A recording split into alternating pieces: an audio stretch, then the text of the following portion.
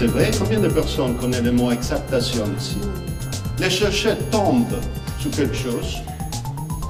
Les chercher comprendre que ça, peut-être, c'est la solution à un problème inconnu.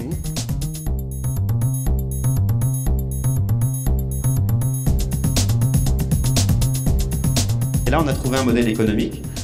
Et là, ça a commencé à être un peu la réussite hors des sentiers battus, parce qu'au début, c'était un peu la galère hors des sentiers battus.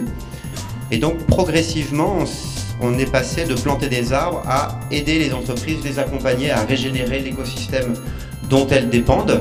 Pour revenir à l'histoire du parcours, c'est, je pense, suivre son intuition, croire en son intuition et ne pas hésiter à être toujours en décalage. Aujourd'hui, l'économie a besoin principalement de se reconnecter à la nature et aux vivants et aux écosystèmes, et elle a besoin de se réintégrer au cœur du cycle de l'écosystème.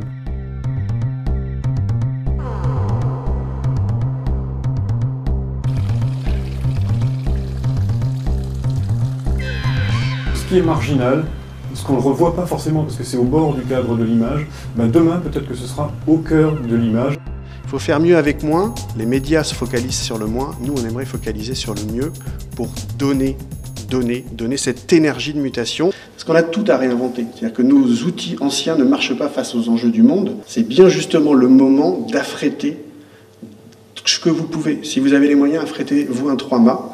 Si vous n'avez rien d'autre, affrétez-vous une coque avec une voile, et ça tombe bien parce qu'en français ça s'appelle un optimiste. Donc on est dans un shift de civilisation tellement énorme que de toute façon il y a des marges de manœuvre fantastiques.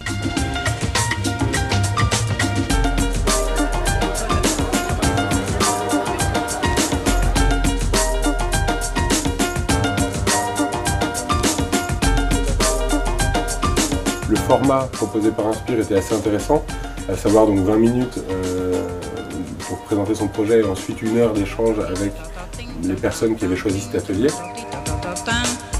La particularité de cette Eco-Design Camp, c'est qu'il prend l'électricité photovoltaïque, on réfléchit ensemble au cycle de vie de ce qu'on va faire, qu'on essaie de faire avec des chutes ou avec des matériaux locaux.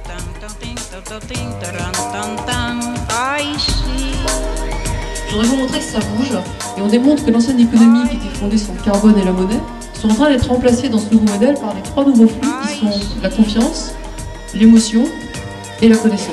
Pour faire la question de comment véhiculer aux autres l'envie de changer les choses. Hier, on a quand même discuté avec les gens qui ont fait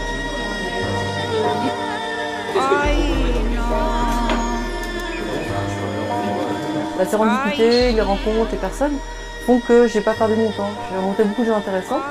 Un certain bouillonnement, des idées qui fusent un petit peu partout, des expériences aussi très enrichissantes qui vont peut-être donner les idées de demain.